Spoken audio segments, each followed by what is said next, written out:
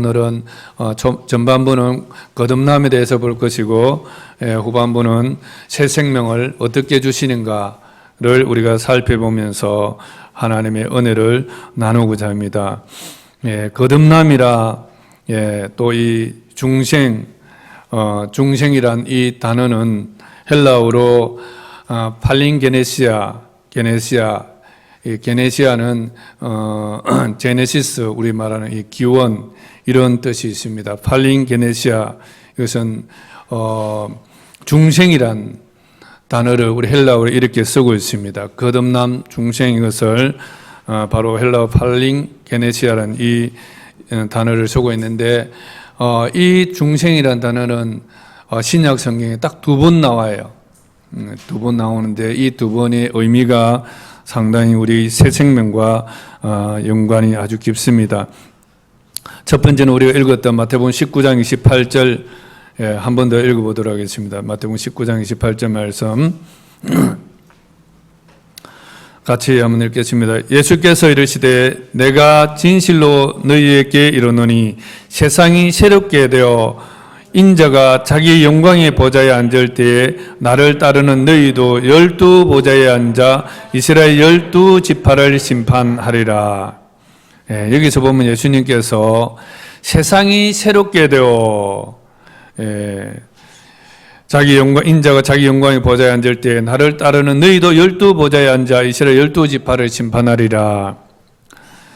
이 말씀은 세상이 새롭게 되는 것에 대해서 팔린 게네시아라는 이 중생이라는 단어를 쓰고 있습니다. 세상이 새롭게 되어 우리가 지금까지 생각 못했던 아무 그런 쓰임 용례를 보고 있습니다. 그래서 세상이 새롭게 되어 이게 무슨 말씀입니까? 요한계시록 21장 1절에 보면 또 내가 새 하늘과 새 땅을 보니 처음 하늘과 처음 땅이 없어졌고 바다도 다시 있지 않더라. 무슨 말씀이에요? 주님이 오셨을 때에, 주님이 재림하실 때에 종말을 말하는 것이죠, 그죠? 주님의 그 심판이 이루어질 때에 새 하늘과 새 땅이 보이는데 처음 하늘과 처음 땅과 바다가 없어졌다 말하고 있습니다. 그래서 처음 하늘과 처음 땅과 처음 바다가 없어지고 새로운 하늘과 새 땅을 주시는 그때 이것이 바로 중생입니다. 팔린 게네시아 세상이 새롭게 되는 날인 것입니다. 그래서 중생은 이렇게 쓰이고 있어요. 새롭게 하신다. 세상 지금까지 있던 이 세상이 다 없어지고 새 하늘과 새 땅을 주시면서 이 세상을 새롭게 하시는 그날 그것이 바로 중생의 날이다. 그렇게 말씀할 수 있습니다. 그런데 이 또 중생이라는 단어를 한 군데 더 쓰고 있는 성경 구절을 보면 신약 성경의 디도서 3장 5절입니다. 이 디도서 3장 5절을 보면 우리를 구원하시되 우리가 행한 바 의로운 행위로 말미암지 아니하고 우리를 구원하시는데 우리의 행위로 구원하지 아니하고 오직 그의 긍휼하심을 따라 중생의 시선과 성령의 새롭게 하심으로 하신다니. 구원을 어떻게 하신다고요? 하나님의 긍휼의 기초로 해서 중생의 씻음과 성령의 새롭게 하심으로 하셨다고 말씀하고 있습니다. 여기서 중생이란 단어를 쓰고 있습니다. 여기서 중생인데 새롭게 하신데 성도들 우리 사람을 새롭게 앞부분은 마태복음 19장에서는 세상을 새롭게 하는 것이라면 여기에서는 우리 성도를 새롭게 하는 그러한 중생을 말하고 있습니다. 성도를 새롭게 하는 이러한 중생은 마태복음 19장과는 조금 달라요. 마태복음 19장 28절에 중생은 기존에 있던 세상을 없애고 기존에 있던 세상은 없어지고 새로운 세상이 열리는 것을 중생이란 단어를 쓴 반면에 여기서는 중생의 시선과 이랬을 때 중생의 시선과 성령의 새롭게 하시면 우리를 구원했다. 여기서는 우리 성도를 새롭게 하시는데 어떻게 하시느냐면 기존에 있던 우리 사람을 죽이고 새 사람을 새롭게 만드는 것이 아니라 기존에 있던 그 사람은 그대로 두시고 새 사람을 지어서서 우리 안에 넣어주심으로써 새롭게 하는 것입니다. 다르죠? 예. 기존에 있던 사람은 그대로 있어요. 신종수 가면 신종수 그대로 있습니다. 예수 믿는다고 바뀐 게 한 개도 없어요. 그대로 있어요. 그대로 있는데 하나님께서 새 사람을 지어서서 신종수행제 안에 넣으심으로 신종수행제를 새롭게 하시는 거예요. 그 새롭게 하심이 우리가 보기에는 잘 안 보여요. 그렇지만 주님이 오시는 날, 그 마지막 날에 영화롭게 변화되어 완성이 되는 것입니다. 허물과 죄로 죽은 자를 살리는 중생은 바로 두 가지로 요약을 할 수가 있어요. 새 사람을 낳으시는 것과 또 새로 창조하시는 것으로 두 가지로 요약을 할 수 있습니다. 그래서 오늘 우리가 보고자 하는 것이 바로 이 두 가지를 볼 거예요.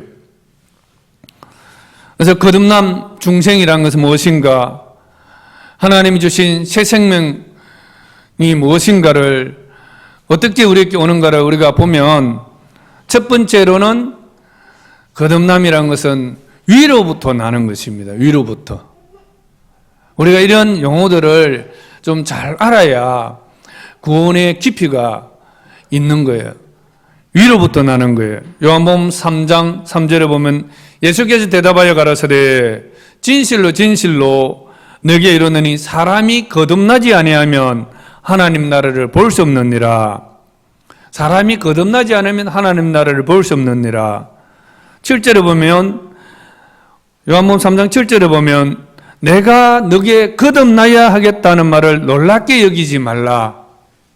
여기서도 거듭나야 하겠다는 말은 놀랍게 여기지 말라. 여기서 쓰인 3절과 7절의 거듭, 이 거듭이란 헬라어는 아노덴입니다. 이 부분은 바로 위로부터 다시라는 이 두 가지의 의미가 강합니다. 위로부터. 우리가 거듭난다는 것은 위로부터 난다. 위로부터 다시 난다는 거예요. 위로부터 다시 난다. 그런 뜻이 있습니다. 그래서 우리가 얻은 구원, 새 생명은 위로부터 다시 나는 것입니다. 그래서 우리가 새 생명 얻었다는 것은 내 안에서 신념으로 만들어낸 새로운 그런 자아가 아니라 위로부터 난 생명이다. 위로부터 다시 태어난 생명이다. 아멘?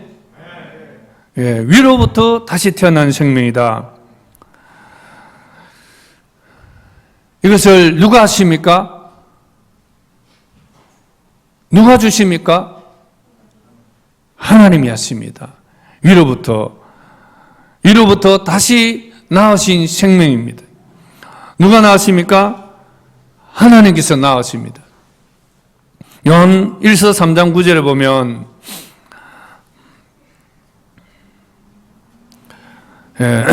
한번 찾아보겠습니다. 요한 1서 3장 9절 다 같이 읽겠습니다. 시작.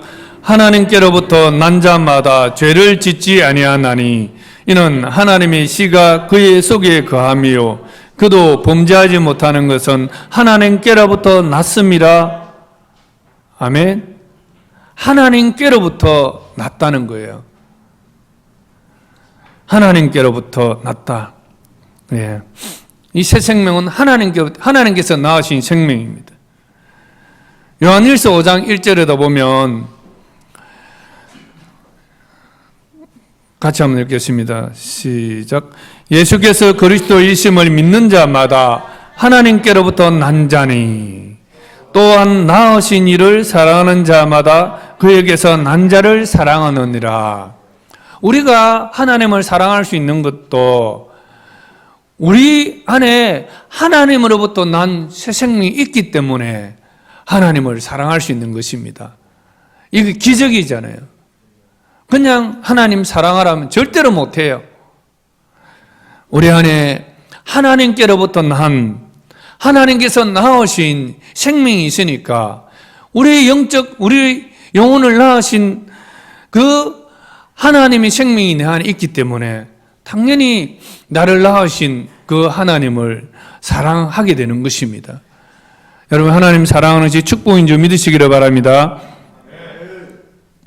요한일서 5장 4절에도 보면 무릇 하나님께로부터 난 자마다 세상을 이기느니라. 한번 따라하겠습니다. 무릇 하나님께로부터 난 자마다 세상을 이기느니라. 예. 하나님께로부터 우리가 났기 때문에 세상을 이길 수 있습니다. 세상의 왕이 누구예요? 세상의 임금이 누구예요? 마귀입니다. 세상 임금 마귀라고 성경은 말씀하고 있어요. 물론 전체적인 포괄적으로 하나님의 왕이시지만, 그러나 범죄한 이후 이 세상은 마귀가 임금으로 자리 잡고 있었습니다. 예수님이 오셔서 그 권위를 박탈시키시고 다시 왕권을 예수님께서 취하심으로 예수님께서 왕이십니다. 그러나 사단은 아직도 우리를 속여서 자신이 왕인 줄로 그렇게 착각하고 믿게 만듭니다. 이런 영적 싸움에 있어서 우리는 하나님께로부터 난 자가 세상을 이길 수 있는 것입니다. 야고보서 1장 18절에 보면 그가 그 피조물 중에, 그라는 것은 하나님입니다. 하나님이 그 피조물 중에 우리로 한 첫 열매가 되게 하시려고 자기의 뜻을 따라 진리의 말씀을 우리를 낳으셨느니라. 우리에게 생명을 주시되 하나님께서 우리를 낳으심으로 우리 생명을 주신 것입니다. 요한일서 3장 9절, 5장 1절, 5장 4절, 또 야고보서 1장 18절, 이 모든 것에서 하나님께로부터 난 자, 하나님께서 우리를 낳으셨다, 이런 말씀을 반복하고 있습니다. 우리가 얻은 영생은 하나님께로부터 난 새 생명입니다. 새 생명은 하나님께서 우리를 낳으심으로 얻은 것입니다. 이 땅에 속한 생명이 아니라 위로부터 다시 하나님께서 우리에게 주신 생명입니다. 인간의 노력과 행위를 통해서 얻을 수 없는 그러한 하나님의 생명입니다. 종교로서는 이러한 생명을 얻을 수가 없어요. 절대 그 생명이 나올 수 없습니다. 아무리 해도 헛하다는 것입니다. 죽을 때까지 자기가 노력해도 하늘로부터 난 이 생명을 얻을 수가 없습니다. 이 생명이 없기 때문에 하나님을 알 수가 없는 것이죠. 그래서 하나님께서 이 생명을 주심으로써 우리는 거듭날 수 있고, 또한 하나님을 사랑할 수 있고 세상을 이길 수 있는 것입니다. 그래서 이 생명은 전적으로 하나님의 은혜입니다. 여러분들이 하나님을 하나님 아버지로 부를 수 있고, 하나님 사랑합니다, 또 감격할 수 있고, 또 세상과 싸워서 죄를 미워하고 죄와 싸워서 이길 수 있는 그 힘의 원동력은 바로 전적인 하나님의 은혜입니다. 아멘. 그래서 우리가 구원이 이토록 하나님께서 질적으로 다른 세계에 그러한 은혜라는 사실을 여러분 믿고 매일매일 우리가 썩어져 없어질 눈에 보이는 것들로 인해서 일희일비하지 말고 정말 이 위로부터 온 새 생명, 하나님이 낳으신 이 새 생명, 이것으로 여러분 기뻐하는 그런 삶을 살아갈 수 있기를 축복합니다. 갈라디아서 6장 15절 말씀에 보면 할례나 무할례가 아무것도 아니로되, 그 당시에 할례, 무할례, 할례라는 것은 바로 선택받은 자, 그런 뜻이잖아요. 나는 특별한 자다 하는 그런 어떤 표시인데, 할례나 무할례가 아니로되, 오직 아무것도 아니로되 오직 새로 지으심을 받는 것만이 중요하니라. 갈라디아 6장 15절 말씀입니다. 오직 중요한 것은 뭐라고요? 새로 지으심을 받는 것만이에요. 오직. 오직 새로 지으심을 받는 것만이 중요하니라. 이렇게 말씀하고 있어요. 새로 지으심을 받는 것만이 중요하다. 고린도서 5장 17절 말씀에도 보면 그런즉 누구든지 그리스도 안에 있으면 새로운 피조물이라. 그리스도 안에 있으면 새로운 피조물이라. 이전 것은 지나갔으니 보라 새 것이 되었도다. 여기서 갈라디아서 6장 15절 말씀에도 보면 오직 새로 지으심을 받는 것, 여기서 새로 지으심이란 이 부분, 새로라는 이 단어가 헬라어로 보면 그냥 새로라는 단어도 있지만 갓 만들어진 이런 뜻도 있습니다. 완전히 새롭게 만들어진 이런 뜻입니다. 그리고 새로운 피조물이라 또 이렇게 쓰고 있지 않습니까? 그래서 우리가 거듭난다는 것은, 우리가 새 생명 얻은 새 생명이란 것은 새로운 피조물입니다. 새로운 피조물. 기존의 옛 사람은 그대로 있고 내 안에 기존의 옛 사람은 그대로, 속 사람이 그대로 있어요. 그런데 새로운 갓 만들어진 새로운 피조물이 내 안에 있다는 것입니다.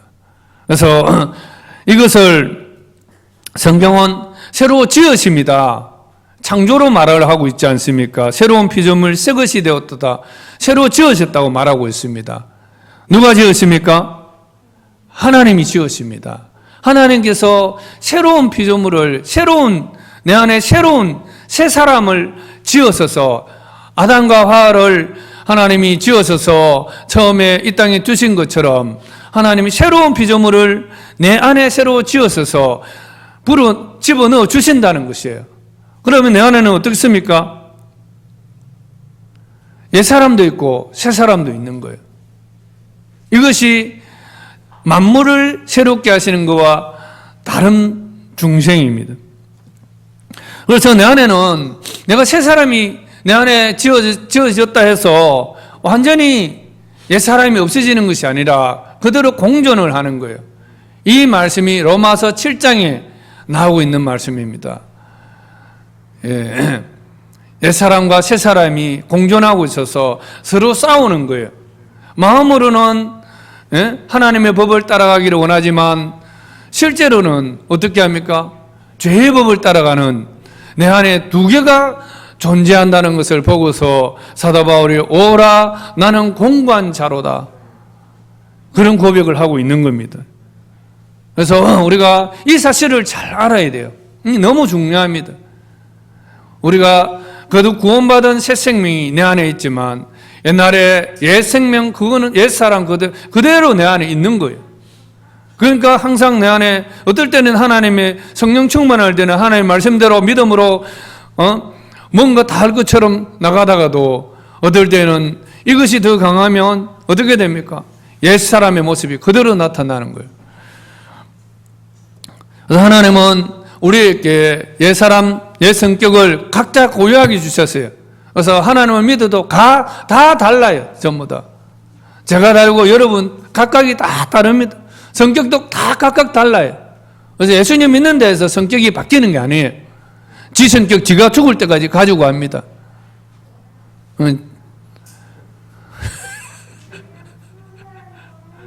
예수 믿는데 왜 저 모양이고 이러는데, 그거는 이제 그 타고난 지 성격이 드러나니까 그런 거예요. 그래서 우리 예수 믿는다는 것은 옛 성격은 없어지는 것이 아니라 내 안에 공존하지만 믿음으로 산다는 것은 옛 성격을 죽이는 거예요. 옛 성격을 죽이고 새 사람의 성격으로 살아가는 거예요. 그것이 바로 신앙생활입니다. 이해가 되십니까, 여러분? 이것을 알아야 돼요. 우리 안 그러면 교회에 나와도 실족됩니다. 옛 성격이 나타날 때 저게 무슨 그리스도인이고 이러면 그냥 두 번 다시 교회 안 오고 싶어요. 여러분 그렇더라도 저 옛 성격이 지금 발동하고 있구나 그렇게 여기시고 저 성격이 죽도록 기도하세요. 하나님 성령 충만함을 주셔서 새 사람으로 살아갈 수 있도록 다시 그 심령을 새롭게 해주시도록 기도하고 여러분들이 또 은혜로 또 받아주시기를 바랍니다. 에베소서 2장 15절에도 보면 법 조문으로 된 계명의 율법을 폐하셨으니 이는 둘로 자기 안에서 한 세 사람을 지어 합행하게 하시고, 둘이라는 것은 이방인들과 유대인들을 말합니다. 이방인과 유대인들이 정말 예수 그리스도 안에서 한 세 사람을 지어 합행하게 하시고 이렇게 말씀하고 있습니다. 하나님은 옛사람을 고쳐서 그 옛사람과 합행하시는 것이 아니라 한 세 사람을 지어서 그 세 사람과 합행하시기를 원하십니다. 모든 종교가 지향하는 것은 옛사람을 고쳐서, 갱신해서 그러잖아요. 옛사람을 고쳐서 그들이 믿는 신과 합행하려고 하는 것이 종교입니다. 그 신에게 잘 보여서 뭔가 새롭게 축복을 받으려고 하는 그런 것이 바로 다 종교가 지향하는 것들입니다. 그러나 성경은 옛 사람과 합행하는 것이 아니라 새 사람과 합행하기를 원하시는 것이 하나님의 뜻입니다. 옛 사람은 결코 하나님과 화해할 수가 없습니다. 왜냐하면 모든 사람은 죄를 범하였음에 하나님의 영광에 이르지 못하더니, 아멘. 우리 모든 사람은 다 죄를 범해서 우리 옛사람은 정말 모든 사람 다 죄를 범했기 때문에 하나님의 영광에 이르지 못합니다. 결코 하나님과 화해할 수가 없어요. 그래서 우리가 화해하려는 것은 옛사람이 아니라 새사람으로 하나님이 주신, 하나님이 낳으신 그 새 생명이, 새 사람이 하나님과 화해하기를 하나님께서 원하시는 것입니다. 그래서 우리에게 중요한 것은 새 사람이에요. 새 사람. 이 새 사람이 어떤 사람인지를 바로 알 때에 옛 사람을 어떻게 컨트롤을 할지 답이 나오는 거예요. 고린도서 3장 10절에도 보면 새 사람을 입었으니 이는 자기를 창조하신 이의 형상을 따라 지식에까지 새롭게 하심을 입은 자니라. 새 사람을 입었으니 이는 자기를 창조하신 이의 형상을 따라 지식에까지 새롭게 하심을 입은 자니라. 여기서 새 사람이 어떤 사람이라 말하고 있습니까? 자기를 창조하신 이의 형상을 따라 지식에까지 새롭게 하심을 입은 자다. 새 사람이 어떤 사람이라고요? 자기를 창조하신 이의 형상을 따라 지식에까지 새롭게 하심을 입은 자다.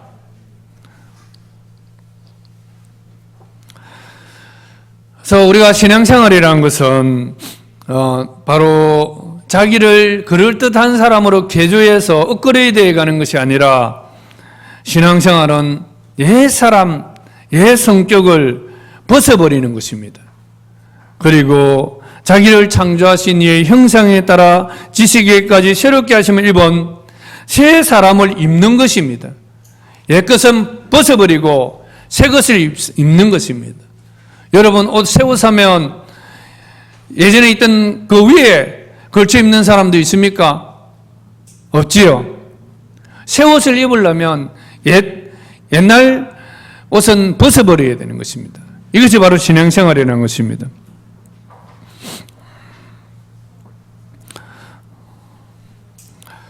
고린도서 4장 16절에 보면 그러므로 우리가 낙심하지 아니하노니 우리의 그 사람은 낡아지나 우리의 속 사람은 날로 새로워지도다.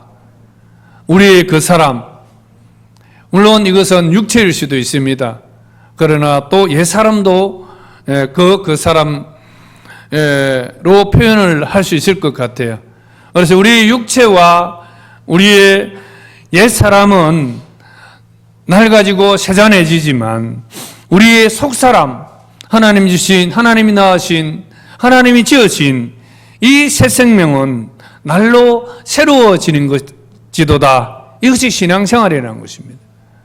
우리의 믿음이 자랄수록 더욱더 우리의 육체는 없어질 것이고 또 우리의 옛사람도 더욱더 세잔에 갈 것임을 알게 됩니다. 그래서 더욱더 신앙이라는 것은 육체를 죽이는 거예요. 옛사람을 죽이는 거예요. 그것이 바로 신앙생활이고, 그리고 하나님 주신 새 생명이 내 안에서 정말 활동하고 하나님을 향해서 나아가도록 그렇게 가는 것이 바로 신앙생활입니다. 이것이 바로 구원받은 새 생명이 내 안에 있을 때 나타나는 현상인 것입니다. 그런데 우리가 잊지 말아야 될 것은 주님 앞에 가는 그 순간, 새 생명이 완성되는, 영화롭게 되는 그 순간까지 육체도 나요, 옛사람도 나요, 속사람도 나인 것입니다. 이것을 알아야 돼요. 하나님께서 새 생명을 지으시되 바깥에 지으신 것이 아니고 그 지으셔서 내 육체 안에, 내 옛사람이 있는 그 안에 하나님이 함께 두셨기 때문에 새 사람이 의로운 일을 행했을 때도 내가 칭찬을 받는 것이고, 옛사람이 죄를 지어도 내가 그 죄에 대해서 책임이 있는 것이고, 내 육체가 잘못을 해도 동일하게 내가 책임지는 것입니다. 이것을 모르면 영지주의 이단과 같이 육체가 죄를 지었지 내 영은 죄를 짓지 않았다 하는 이런 이단에 빠져버립니다. 이것이 바로 요즘 말하는 그 구원파들이 이런 죄에 빠지지 않습니까? 다들 어찌 보면 신천지 이단 이런 것들도 다 파고 들어가면 이 영지주의 이단 뿌리와 같아요. 그들은 죄를 지어도 죄라고 말하지 않습니다. 거짓말을 해도 목적을 위해서는 수단이 죄가 되지 않는다는 거예요. 이런 식으로 해석을 해버립니다. 그러면 거짓말하는 건 자기 자신이 아닙니까? 자기입니다. 그래서 우리는 육체도 나고 옛사람도 나고 새사람도 나라는 사실을 알아야 합니다. 에베소서 4장 21절에서 24절 말씀이 있습니다. 같이 한번 보도록 하겠습니다. 에베소서 4장 21절에서 24절.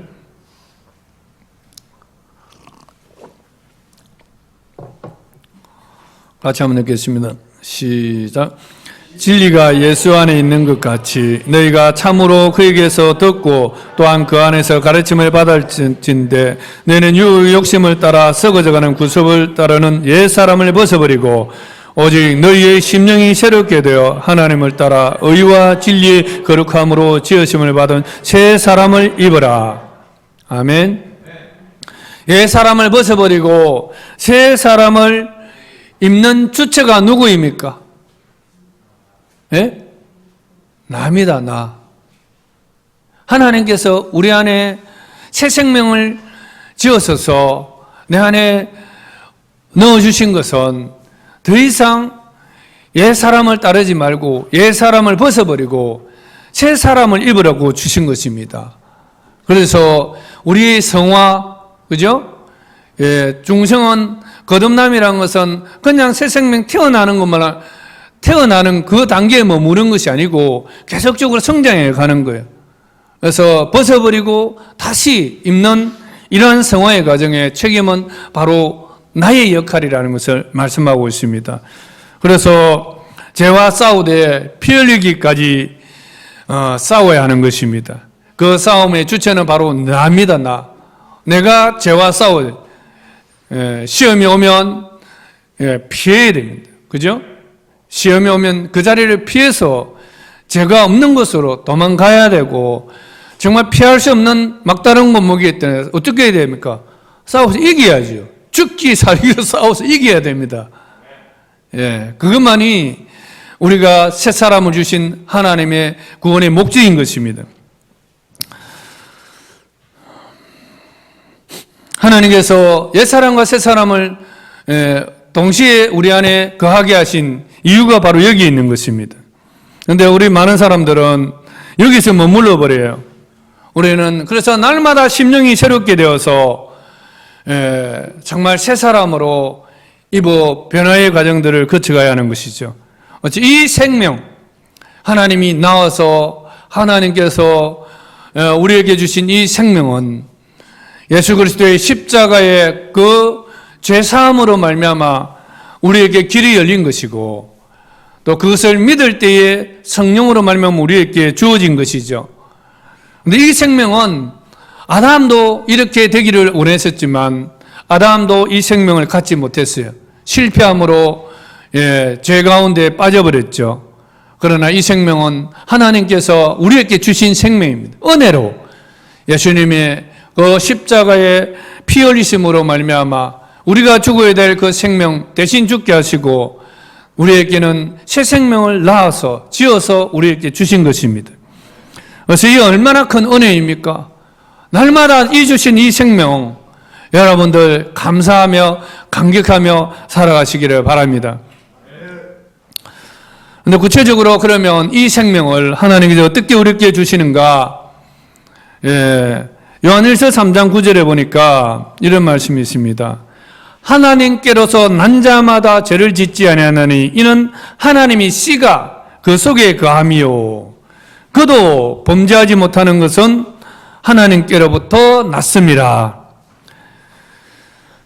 하나님의 생명을 죽은 자를 하나님께서 어떻게 살려서 우리에게 생명을 주시는가? 우선 하나님이 씨가 그 속에 거함이요, 이 말씀이 중요합니다. 하나님께로 난 자는 죄를 짓지 아니하는데 죄를 짓지 아니하는 그 원동력이 무엇인가? 그 속에 하나님의 씨가 있기 때문이다. 여러분, 이 씨가 무엇인 것 같아요? 예? 말씀. 예. 또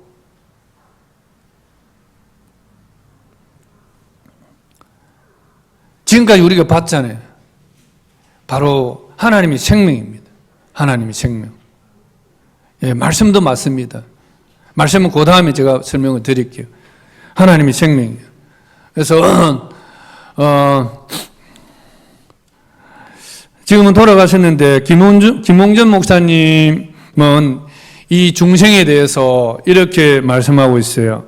중생이라는 말 자체를 개혁시대는 좀 더 루스하게, 느슨하게 넓은 범위로 생각했지만 그 위에 많은 학자들이 생각하고 연구한 결과 중생이라는 것은 하나님의 거룩한 생명이 사람 속에 심겨지는 것이다.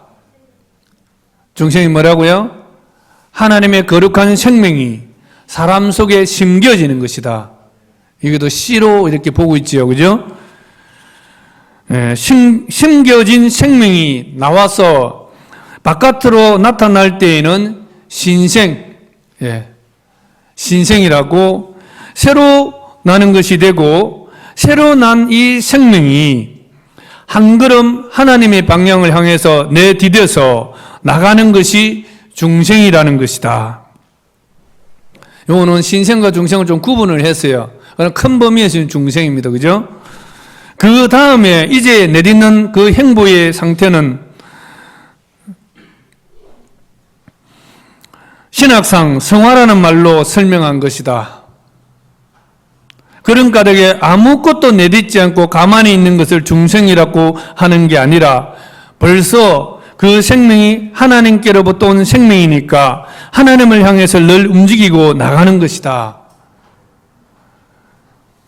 그래서 어쨌든 하나님께로부터 온 생명, 그죠? 하나님께로부터 난 자는 하나님께로부터 온 그 씨가 그 속에 있는데 이 씨가 바로 하나님께로부터 온 생명이라는 것입니다. 하나님께로부터 온 하나님의 생명이 내 안에 있기 때문에 이 처음에 내 안에 있는 이 씨앗은 그대로 씨앗으로 존재하지만 씨앗으로만 계속 존재하는 것이 아니고 싹이 나고 자라잖아요. 예. 그것이 결국은 어떻게 됩니까? 그 씨앗의 원래의 모습으로 장성하게 되죠. 그 씨앗이 포도이면 포도의 모습으로 장성해서 포도 열매를 맺습니다. 우리 안에도 이 하나님의 생명이 있기 때문에 하나님의 생명은 자랍니다. 자라서 본래 그리스도의 형상, 지식에까지 새롭게 된 그리스도의 그 형상의 모양으로 자라가는 것이죠. 이것이 성화의 과정이고 마지막 날에 완성이 되죠. 그것이 우리 주님 오실 때 영화롭게 변화되는 그것이 바로 중생의 완성이라는 것입니다. 죽은 자를 어떻게 살리시는가? 하나님의 생명을 씨앗으로 우리 안에 주십니다. 하나님의 생명을 씨앗으로 우리 안에 주세요. 그런데 이 생명의 씨앗이 뭔가? 성경은 말씀이라 말씀하고 있어요. 베드로전서 1장 23절 너희가 거듭난 것은 썩어질 씨로 된 것이 아니요 썩지 아니할 씨로 된 것이니 살아있고 항상 있는 하나님의 말씀으로 되었느니라. 여러분들이 예수님을 믿고 여러분 속에 영원한 새 생명을 얻게 되는 것은 하나님께서 생명의 씨앗을 우리에게 주시는데 그 생명의 씨앗이 어떤 모습으로 오느냐? 말씀으로 온다는 거예요. 말씀. 다들 여러분들이 어떻게 예수님 믿은지를 잘 모를 수도 있지만 지금까지 여러분이 들었던 그 말씀이 여러분 속에 씨앗으로 떨어졌고 그 씨앗이 자라서 열매를 맺어서 결국은 새 생명으로 여러분께 주시는 거예요. 저는 대학교 1학년 때 성경을 일독을 해보려고 시도하면서 그 말씀을 읽으면서 하나님이 절대 주권자라는 사실을 깨닫게 되었습니다. 제가 전도한 한 사람은 공무원 고위직 그 사무관이었어요. 이 사람이 사무관을 임용을 앞두고 시험 준비하다가 하루아침에 모든 것이 헛되고 아무 의미가 없는 것 같이 느껴져서 이제 곧 죽을 것 같은 그런 절망감에 쌓여 있었는데 자기가 평소 보던 불경책을 봐도 어떤 것들을 다 봐도 아무 위로가 되지 않고 그랬는데 버스 정류소에 붙여진 스티커 하나 주 예수를 믿어라. 수고하고 무거운 짐진 자들아 다 내게로 오라. 내가 너희를 쉬게 하리라. 이 말씀 한 구절을 보는데 교회 가면 살겠구나. 그래서 이 사람이 새벽기도를 나가서 새벽부터 하나님 말씀을 듣고 기도했다는 거예요. 그 말씀 하나가 그 사람 속에 자라서 결국은 생명이 된 거예요. 하나님께서 그 안에 생명으로 새 생명을 지으신 거예요. 아멘. 야고보서 1장 18절에도 보면 그가 그 피조물 중에 우리를 한 천 열매가 되게 하시렸고 자기의 뜻을 따라 진리의 말씀으로 우리를 낳으셨느니라. 여기서도 진리의 말씀으로 우리를 낳으셨느니라. 하나님 우리에게 생명을 주시는데 이 생명은 하나님의 말씀, 진리의 이 말씀을 우리가 듣고 아멘 그 말씀을 받아들일 때에 그 말씀으로 우리에게 새 생명을 지으신다는 것입니다. 우리가 이 사실을 알아야 합니다. 그래서 하나님의 말씀을 얼마나 우리가 사모하고 갈망해야 되는가. 하나님의 말씀은 우리를 거듭나게 하는 생명의 씨앗일 뿐만 아니라 자라게 하는 씨앗입니다. 그래서 갓난아이들 같이 순전하고 신령한 젖을 사모하라. 그래서 항상 하나님 말씀 아이들처럼 말씀을 사모할 때 이 말씀이 우리 영혼을 거듭나게 할 뿐만 아니라 또 거듭난 영혼의 새 생명의 양식이 되어서 계속적으로 자라게 하는 것입니다. 그래서 매일매일 하나님 말씀과 함께 동행해야 할 이유가 여기 있습니다. 성경 주일날 한 번 듣는 설교로서만이 아니고 매일 여러분 말씀을 계속 읽고 보내주는 동영상뿐만 아니라 더 말씀을 많이 읽으세요. 소리 내서 읽으십시오. 하나님께서 여러분 직접 주시는 음성으로 여러 번 소리를 내서 그렇게 하나님의 음성으로 받아들이면서 읽으실 때에 훨씬 더 그 은혜가 더 깊어질 줄로 믿습니다. 그래서 우리는 보이는 것이 현실이 아니라 하나님의 말씀이 현실임을 알아야 합니다. 하나님 말씀은 보이지 않지만 그 말씀 속에 생명이 있고 미래의 모습이 다 담겨져 있어요. 그런데 이 말씀을 안 읽으니까 하나님의 그 축복의 경험들을 누릴 수 없는 거예요. 그리고 좀 더 구체적으로 들어가면 이 말씀이 어떻게 역사하느냐? 디도서 3장 5절 우리가 읽었던 말씀입니다. 한번 그냥 들어보세요. 우리를 구원하시되 우리가 행한 바 의로운 행위로 말미암지 아니하고 오직 그의 긍휼하심을 따라 중생의 씻음과 성령의 세력게 하심으로 하셨나니. 예, 중생의 씻음은 바로 회개입니다. 회개. 죄를 씻는 회개입니다. 하나님, 우리의 죄를 씻어주세요. 우리의 죄를 용서해 주세요. 하고 하는 회개입니다.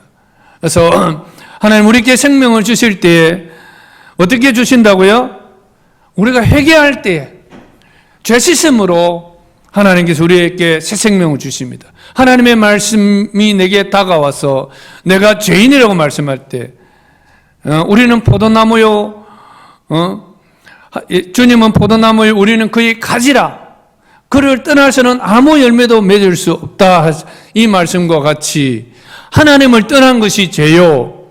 하나님을 떠남으로 말미암아 내 안에 생명이 없는 그러한 옛사람으로서 살아가고 있다는 사실을 깨닫고 하나님 떠난 것이 죄다. 그래서 하나님께로 돌아가서 하나님을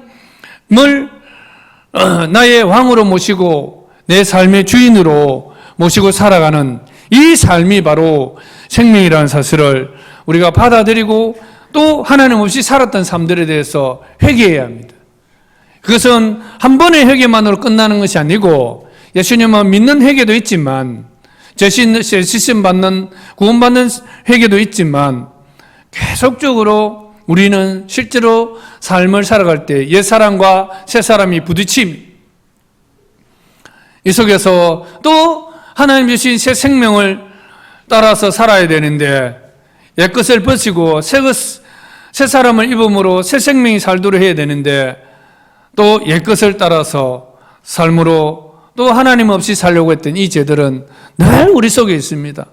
그래서 매일매일 조그만 죄도 내가 살려고 했던 죄, 옛사람이 살렸던 죄에 대해서 회개하고 하나님 새 생명으로 돌아가야 합니다. 그래서 이런 죄 씻음, 이것이 정말 우리 삶 속에 생활화될 때에 우리의 영은 새 생명으로 살아가고 내 안에 이 생명이 충만함을 느끼게 되는 것입니다. 여러분, 우리가 죄악의 낙이란 말이 있습니다. 그죠? 죄악의 낙. 예, 죄는 달콤합니다. 그렇지만 죄는 달콤하지만 달콤한 독약이라는 사실을 알아야 합니다. 그래서 독약을 입에 머금었을 때에 내뱉지 않으면 어떻게 됩니까? 죽습니다. 그래서 우리 영이 우리 심령 속에 부흥이 없는 이유는 뭐겠습니까? 결국은 이 죄 때문이에요. 그래서 조그만 죄도 우리가 무시하지 말고 멸시하지 말고 정말 성령께서 깨닫게 해주시는 그 죄들에 대해서 바로바로 회개하고 돌아서야 합니다. 이것은 생활화돼야 돼요. 하나님 앞에서 뿐만 아니라 사람과의 관계에서도 잘못한 것이 지적을 받으면 바로 회개하세요. 사과하세요. 사람과의 관계는 미안하다, 잘못했다. 옆 사람 보면서 미안합니다, 잘못했습니다, 고치겠습니다. 한번 그렇게 해보세요. 옆 사람 보세요. 미안합니다, 잘못했습니다, 고치겠습니다.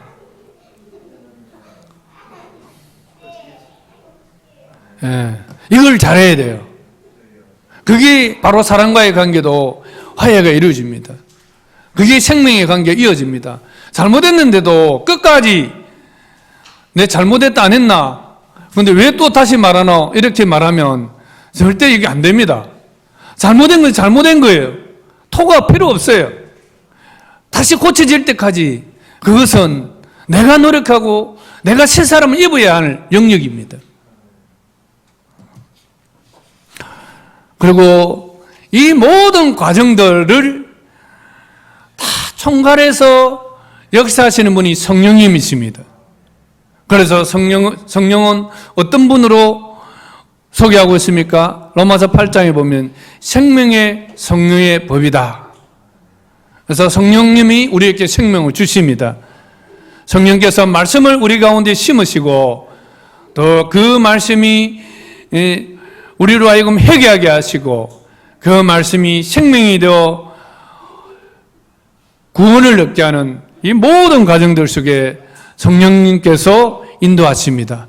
그래서 우리가 성령께서 우리 가운데 죄를 회개하고 깨닫게 하시고 말씀을 깨닫게 하실 때 우리는 버려야 될 것은 버리고 벗어야 될 것은 벗어버리고 또 입어야 될 것은 입음으로 성령의 순종함으로써 하나님이 주신 이 새 생명, 이 새 생명으로 살아가는 그러한 여러분 되시기를 바랍니다. 한번 기도하겠습니다. 하나님 아버지 감사합니다. 오늘 주님께서 우리에게 주신 이 생명이 무엇인지를 또 깨닫게 하여 주시니 참으로 감사합니다. 주님께서 우리를 거듭나게 하시고 구원하시고 또 성화해가는 모든 이 과정들이 정말 하나님께서 우리에게 주도적으로 찾아오셔서 이루신 은혜임을 믿습니다. 그러나 주님 주신 이 생명을 또한 우리가 날마다 옛 생명을 벗어버리고 새 사람을 입음으로 우리가 충만하게 유지해 가야 될 책임이 우리에게도 있음을 압니다. 하나님 아버지, 새 사람을 입음으로 날마다 주님이 주신 구원의 은혜가 깊어져 갈 수 있도록 복을 다하여 주시옵소서. 예수님의 이름으로 간절히 기도드립니다. 아멘.